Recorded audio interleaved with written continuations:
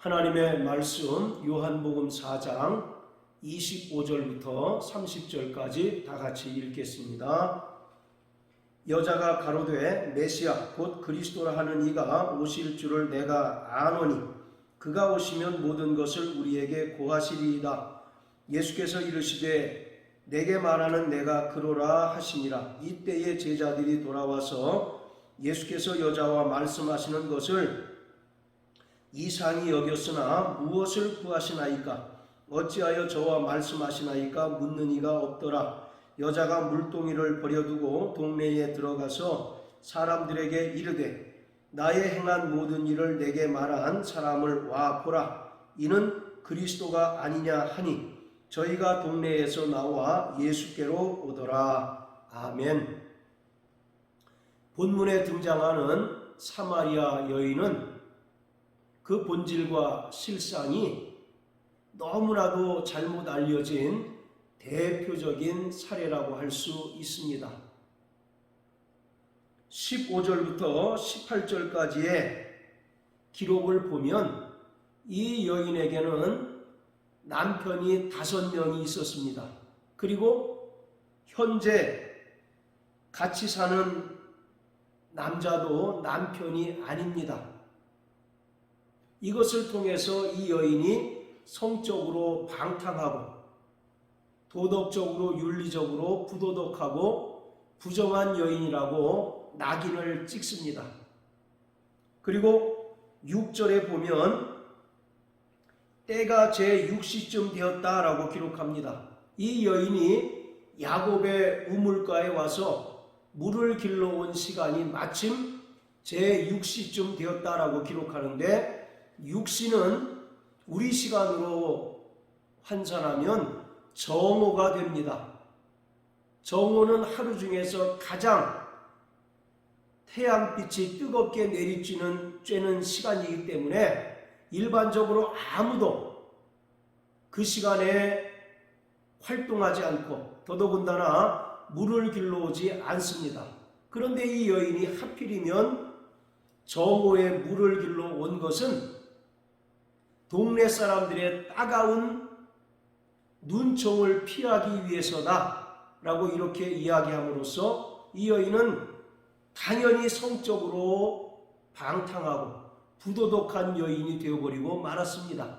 많은 신학자나 설교자들이 설교를 통해서 이러한 몇 가지 요인들로 인해서 이 여인을 성적으로 방탕하고 또 인생의 목마름을 해결할 길이 없어서 방황하던 여인으로 설명하면서 그러한 여인이 예수님을 만나서 구원 얻고 인생의 목마름을 해결했다라는 식으로 설교를 마치는 경우가 대단히 많습니다. 자, 그러나 이 여인이 5명의 남편이 있었고 현재 사는 남자도 남편이 아니다 라고 하는 것, 그리고 제6시에 물을 길러왔다는 것이 이 여인을 성적으로 방탕하고 부도덕한 여인으로 매도할 만한 충분한 근거가 될 수 있는가? 자, 우리는 이 요한복음 4장을 통해서 이 사마리아 여인이 예수님과의 대화를 통해서 어떻게 예수님을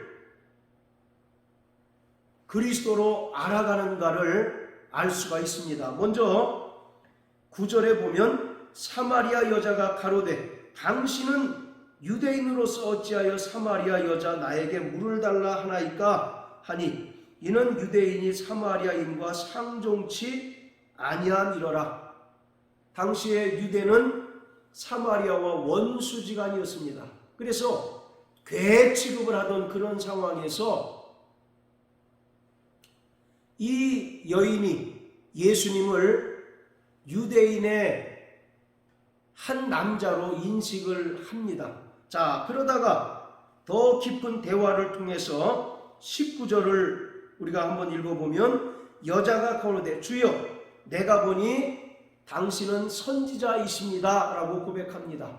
처음에는 유대인 중에 한 명이라고 인식했던 여인이 예수님과의 대화를 통해서 선지자라고 하는 사실을 깨닫고 고백합니다. 그러다가 29절에 보면 나의 행한 모든 일을 내게 말한 사람을 와보라. 이는 그리스도가 아니냐.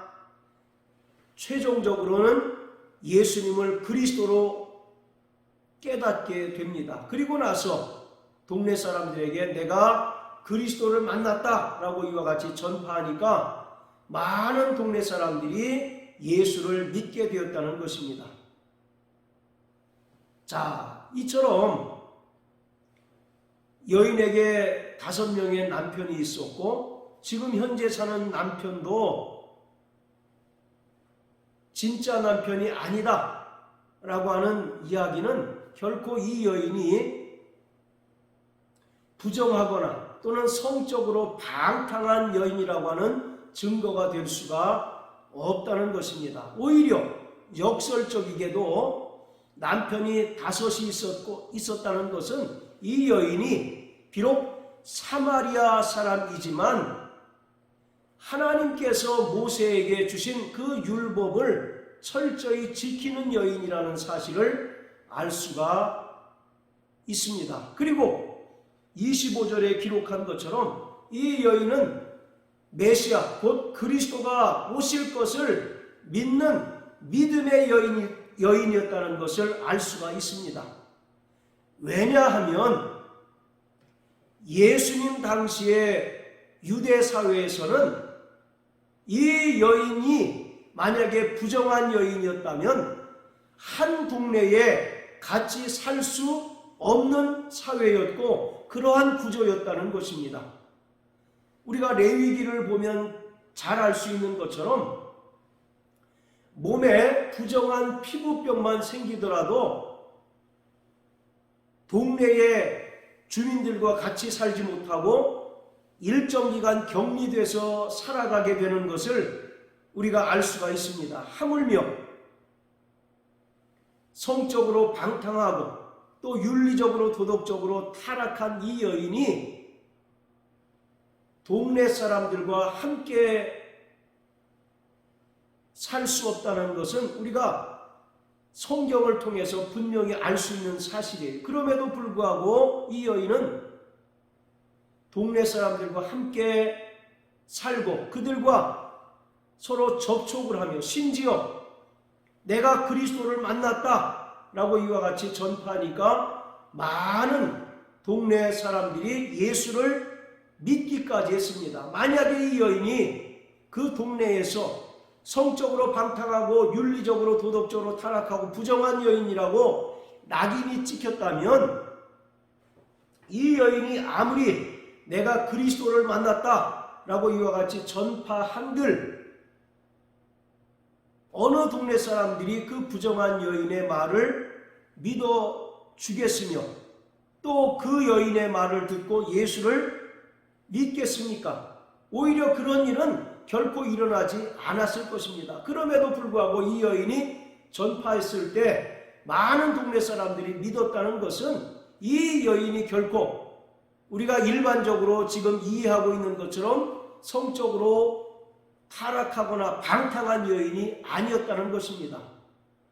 그리고 예수님 당시에 유대 사회 그리고 고대에 철저히 율법이 서슬퍼렇게 살아있는 그러한 시기에는 여인이 이 사마리아 사람과 같이 5번 결혼하고 이혼을 반복할 수 결코 없다는 것입니다.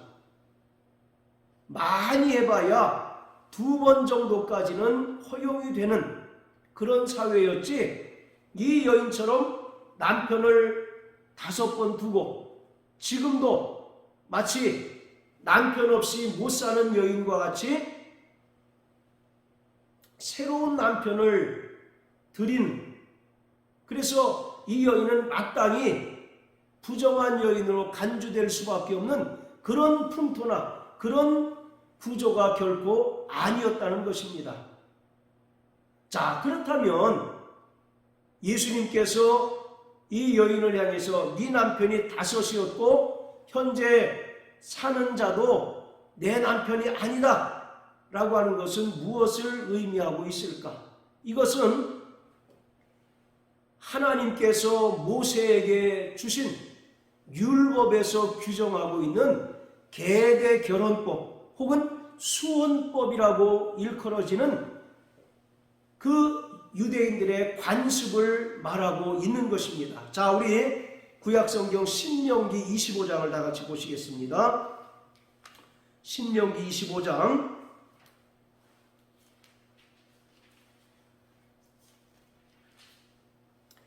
자, 5절부터 10절까지입니다. 내 형제가 동거하는데 그중 하나가 죽고 아들이 없거든 그 죽은 자의 아내는 나가서 타인에게 시집가지 말 것이요 그 남편의 형제가 그에게로 들어가서 그를 취하여 아내를 삼아 그의 남편의 형제된 의무를 그에게 다 행할 것이요 그 여인의 낳은 첫 아들로 그 죽은 형제의 후사를 잊게 하여 그 이름을 이스라엘 중에서 끊어지지 않게 할 것이니라. 그러나 그 사람이 만일 그 형제의 아내 취하기를 즐겨하지 아니하거든 그 형제의 아내는 그 성문 장로들에게로 나가서 말하기를 내 남편의 형제가 그 형제의 이름을 이스라엘 중에 잊기를 싫어하여 남편의 형제된 의무를 내게 행치 아니하나이다 할 것이요 그 성읍 장로들은 그를 불러다가 이를 것이며 그가 이미 정한 뜻대로 말하기를 내가 그 여자 취하기를 즐겨 아니하노라 하거든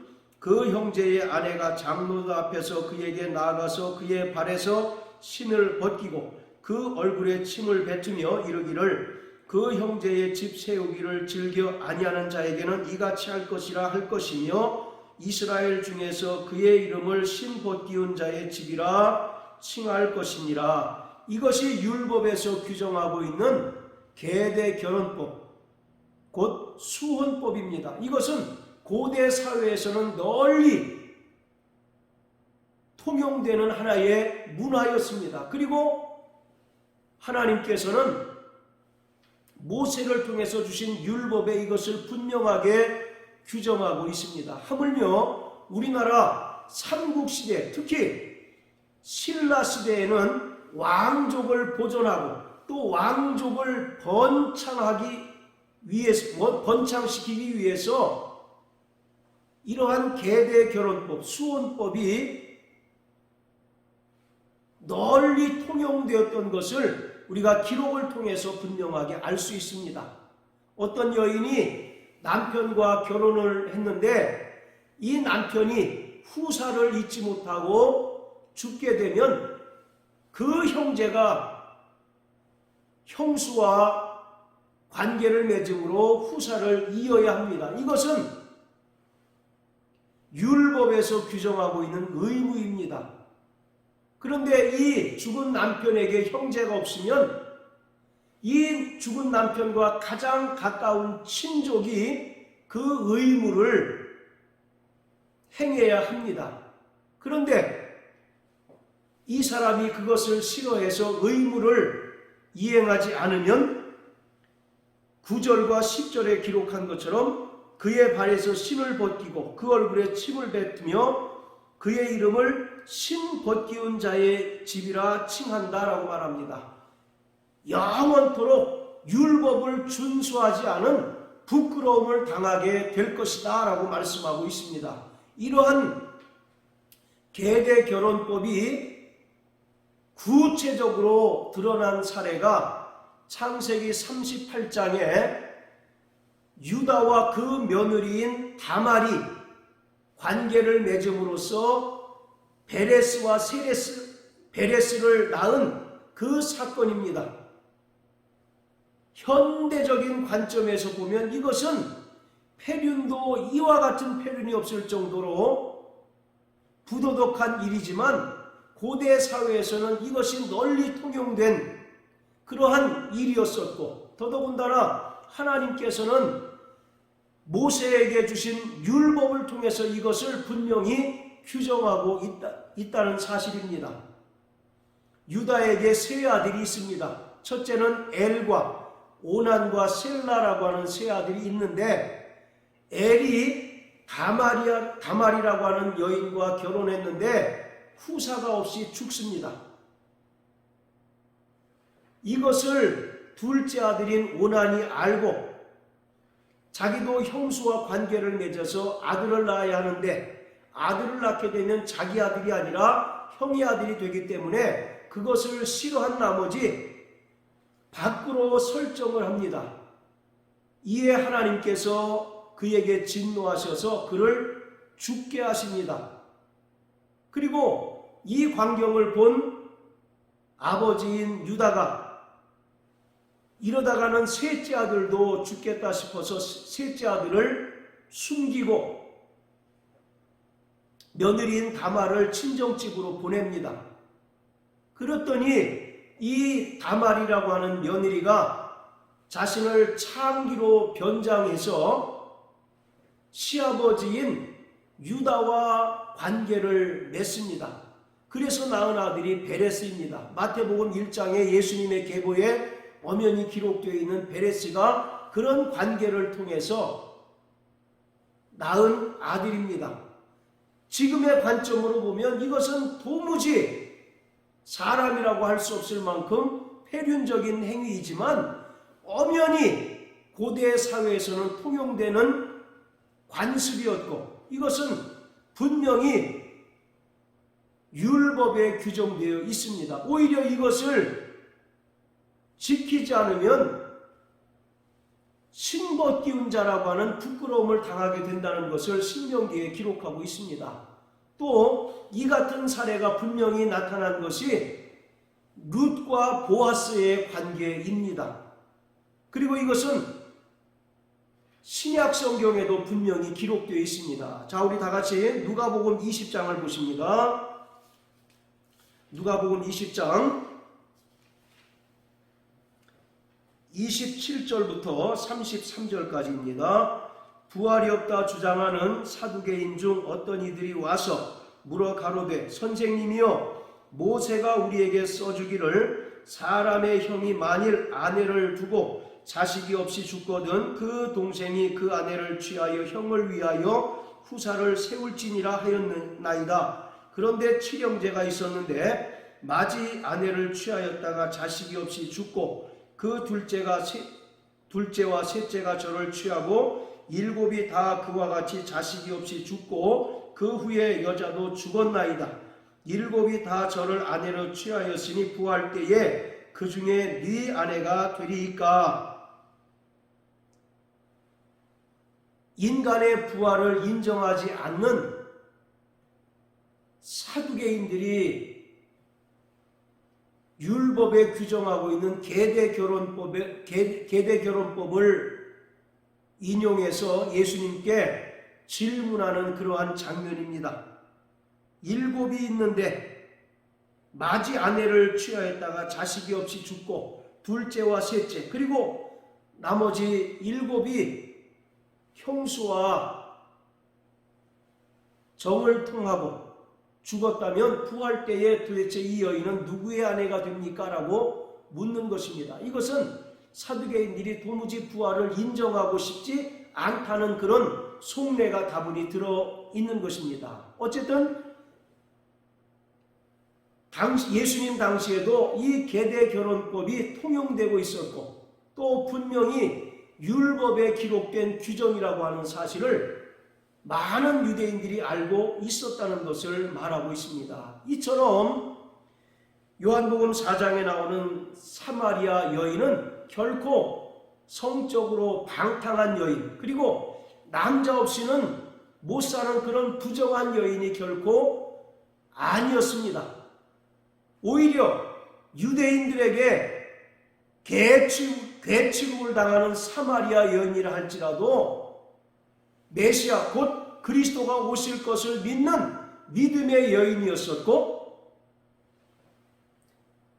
율법을 철저히 준수하는 그런 여인이었다는 사실을 우리가 알 수가 있습니다. 그러한 여인이 예수님을 만나고 예수님께서 그가 그토록 기다리던 메시아 곧 그리스도이심을 깨닫게 됩니다. 그리고 그 기쁨에 못 이겨서 동네 사람들에게 돌아가서 내가 그리스도를 만났다 라고 이와 같이 전파하니 많은 동네 사람들이 예수를 믿었습니다. 특히 29절에 보면 와보라 이는 그리스도가 아니냐 라고 이와 같이 담대히 선포합니다. 여기서 와보라 라고 하는 것은 요한복음 1장 46절에 빌립이 나다나엘에게 한 그러한 말과 동일합니다. 와보라 라고 하는 것은 분명한 믿음의 확신이 있는 그러한 선언입니다. 그토록 그리스도가 오시기를 기다리고 또 철저히 율법을 준수하던 여인이 드디어 예수 그리스도를 만났고 또 그 믿음의 분명한 확신을 가지고 동네 사람들에게 담대히 전했더니 동네 사람들의 많은 수가 예수를 믿게 된 것입니다. 이 여인은 결코 부정한 여인이 아니었고 오히려 예수 그리스도를 만난 후 제자의 삶이 어떠해야 한다는 사실을 우리에게 분명히 보여주는 모델로서의 인물입니다. 할렐루야. 오늘 우리는 성령으로 말미암아 예수께서 그리스도이시며 하나님의 아들이심을 믿고 구원받은 자들입니다. 그렇다면 우리가 어떤 행동을 취해야 마땅하겠습니까? 오늘 이 사마리아 여인과 같이 분명한 믿음과 확신에 찬 선포로 말미암아 세상을 향하여 와보라 내가 그리스도를 만났고 너희들도 그리스도 예수를 만나야 영생을 얻고 또 영원한 하나님의 나라에 들어갈 수 있다고 분명히 선언해야 한다는 것입니다. 그것을 이 사마리아 여인을 통해서 분명하게 보여주고 있습니다. 우리는 성령으로 예수가 그리스도이시며 하나님의 아들이심을 믿고 고백하는 자들입니다. 그렇다면 우리가 받은 이 거룩한 기쁨, 거룩한 감격을 우리 안에만 꽁꽁 싸매어 둘 것이 아니라 사마리아 여인과 같이 담대히 세상에 나가서 전파하는 자가 되어야 합니다. 그래서 오늘 본문에 등장하는 사마리아 여인은 제자로서 또 사도로서의 모범적인 행위를 한 인물로 기록되어 있는 것입니다. 오늘 우리도 이러한 삶을 사심으로써 우리의 삶 가운데서 내가 만난 그리스도를 담대히 증거하고 선포하는 자가 되시길 예수님 이름으로 축복합니다. 할렐루야.